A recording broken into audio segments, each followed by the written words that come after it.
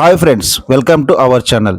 Action హీరోగా 2 దశాబ్దాలుగా మనల్ని అలరిస్తున్న విశాల్ ఇప్పుడు మెగాఫోన్ పట్టి దర్శకుడిగా మారి చేసిన లేటెస్ట్ మూవీ మకుటం. ప్రముఖ నిర్మాణ సంస్థ సూపర్ గుడ్ ఫిలిమ్స్ 99వ మైలురాయిగా భారీ అంచనాల నడుమ ప్రేక్షకుల ముందుకు వచ్చిన ఈ సినిమా అసలు ఎలా ఉంది, డైరెక్టర్గా విశాల్ మొదటి ప్రయత్నంలో పాస్ అయ్యారా లేదా అనేది ఇప్పుడు మన రివ్యూలో చూసేద్దాం. సినిమా కథ విషయానికి వస్తే విశాల్ నెలకు 25,000 రూపాయల జీతంతో బతికే ఒక సాధారణ మెడికల్ రిప్రజెంటేటివ్.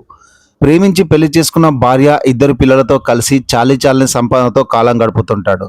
పెళ్లికి ముందు మామగారితో తనకు కారు ఉందని అబద్ధం చెప్పిన విశాల్ ఎలాగోలా ఒక పాత BMW కారు కొని ఫ్యామిలీతో కలిసి సరదాగా ఊటీ ట్రిప్కు వెళ్తాడు. అయితే అక్కడ అనూహ్యంగా విశాల్ను చంపడానికి కొందరు గుర్తు తెలియని వ్యక్తులు ప్రయత్నిస్తారు.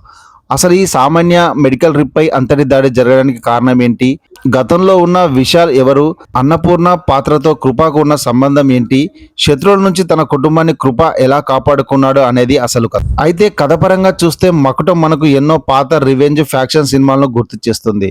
శత్రువుల నుంచి కొడుకును రక్షించి సాధారణ వ్యక్తిగా పెంచడం, ఆ తర్వాత ఊహించని రీతిలో గతం బయటపడడం అనేది మనం దశాబ్దాలుగా చూస్తున్న రొటీన్ పాయింట్. కమర్షియల్ ఎలిమెంట్లకు మంచి స్కోప్ ఉన్నప్పటికీ దర్శకుడిగా విశాల్ రాసుకున్న స్క్రీన్ ప్లే, దర్శకత్వ తీరు ఏమాత్రం ఆకట్టుకోలేకపోయాయి. సినిమా ఆరంభంలో మిడిల్ క్లాస్ ఫ్యామిలీ సీన్స్ నుంచి మొదలుకొని చాలా సన్నివేశాలు బోరింగ్గా సాగుతాయి. ఎక్కడా ఒక ఆసక్తికరమైన మలుపు కానీ కొత్తదనం కానీ కనిపించదు.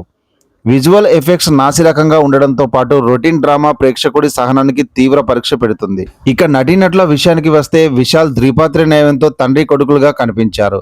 కొడుకు పాత్ర రెగ్యులర్ లుక్తో సాగగా, తండ్రి పాత్రలో ఓల్డ్ ఏజ్ గెటప్ ఆయనకు ఏమాత్రం నప్పలేదు. ఫ్లాష్ బ్యాక్ లుక్ గతంలో వచ్చిన మార్క్ యాంటోనీ గుర్తు చేస్తుంది. నటన పరంగానూ విశాల్ ఎలాంటి కొత్తదనం కనిపించలేదు. ఇక తుషారా విజయన్, అంజలి హీరోయిన్లుగా నటించినప్పటికీ వారి పాత్రలకు సరైన ప్రాధాన్యత దక్కలేదు. జయప్రకాష్, జాన్ విజయ్, ఝాన్సీ వంటి సీనియర్ నటులు ఉన్నప్పటికీ చాలా మంది పాత్రల్లో మోతాదుకు మించి లౌడ్ యాక్టింగ్ కనిపిస్తుంది. ఇక సాంకేతిక నిపుణుల పనితీరు విషయానికి వస్తే జీవి ప్రకాష్ కుమార్ అందించిన పాటలు, బ్యాక్గ్రౌండ్ స్కోర్ ఏమాత్రం ఆకట్టుకోలేదు. ముఖ్యంగా యాక్షన్ సీక్వెన్స్లలో వచ్చే లౌడ్ సౌండ్స్ ఇబ్బందికరంగా మారాయి. యాక్షన్ సన్నివేశాల్లో కొత్తదనం చూపే ప్రయత్నం చేసినప్పటికీ అవి థియేటర్లో తీవ్ర అసహనాన్ని, కొన్ని చోట్ల హాస్యాన్ని పుట్టిస్తాయి. పాత పాటలకు విశాల్ డ్యాన్స్ స్టెప్పులు అస్సలు సింక్ కాలేదు.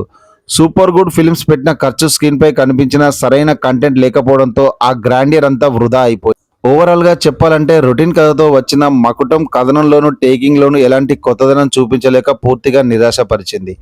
హీరోగా, డైరెక్టర్గా విశాల్ కెరీర్కు ఈ సినిమా ఏమాత్రం ఉపయోగపడదని చెప్పాలి. ఈ సినిమాకి మన రేటింగ్ వచ్చేసి 2/5. మరి ఈ సినిమా థియేటర్లో ఎవరైనా చూసారా? మీ అభిప్రాయం కింద కామెంట్ సెక్షన్లో చెప్పండి. ఈ వీడియో నచ్చితే లైక్ చేసి మన ఛానల్లో సబ్స్క్రైబ్ చేయడం మర్చిపోకండి.